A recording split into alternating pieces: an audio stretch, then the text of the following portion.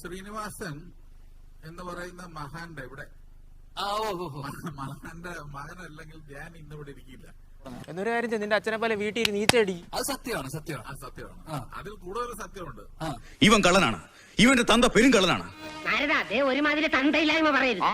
രണ്ടാമത് ഈ hypocrite, resilience ഇങ്ങനെയുള്ള ചില വാക്കുകള് 3 പ്രാവശ്യം എൻട്രൻസ് തോറ്റ ഒരാൾ പറഞ്ഞതുകൊണ്ട് ഓഡിയൻസിനെ കയ്യിലെടുക്കാൻ പറ്റത്തില്ല.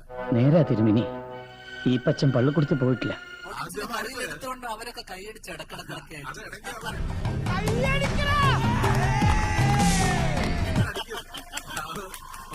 അതവരടിക്കും.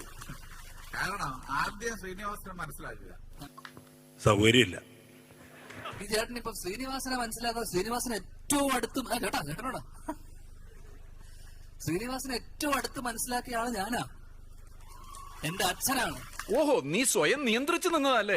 ഇങ്ങനെ മിണ്ടാൻ പറ്റാതെ നിൽക്കുന്നതിന് ഞങ്ങളുടെ നാട്ടിൽ എന്താ പറയാന്നറിയോ? അണ്ണാക്കിലെ പിരിവെട്ടി. ശ്രീനിവാസനെ ഏറ്റവും അടുത്ത് മനസ്സിലാക്കിയ ആള് ഞാനാ.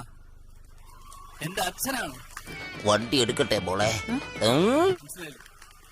ഞാൻ മനസ്സിലാക്കിയ അത്രയൊന്നും ചേട്ടൻ എന്തായാലും മനസ്സിലാക്കിയിട്ടുണ്ടാവില്ല ശ്രീനിവാസനെ കുറിച്ച്. വേണ്ടായിരുന്നു അല്ലേ? വിട്ടവളി ആന പിടിച്ചാ കിട്ടൂ. അതെന്തായാലും ഇല്ല.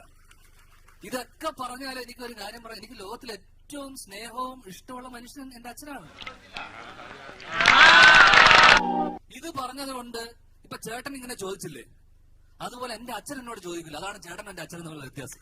തന്റെ തന്തയല്ല, എന്റെ തന്ത. മനസ്സ് നിറഞ്ഞു. തന്തയ്ക്ക് വിളിച്ച പോലത്തെ ഒരു സുഖം. അപ്പൊ എനിക്ക് പുള്ളി പറഞ്ഞ പല കാര്യങ്ങളോടും എനിക്ക് എതിരഭിപ്രായമുണ്ട്. അത് ഞാൻ തുറന്നു പറഞ്ഞിട്ടുണ്ട്. അതേ പുള്ളിയും അങ്ങനെ തുറന്നു പറയുന്ന ആളായത് കൊണ്ടാണ്. എന്റെ സ്വഭാവം അങ്ങനെ. ഞാൻ വെക്കുമ്പോ എല്ലാവർക്കും ഇട്ടൊന്ന് കൊള്ളും. അത് പലരും മനസ്സിലാക്കിയാ കൊള്ളാം.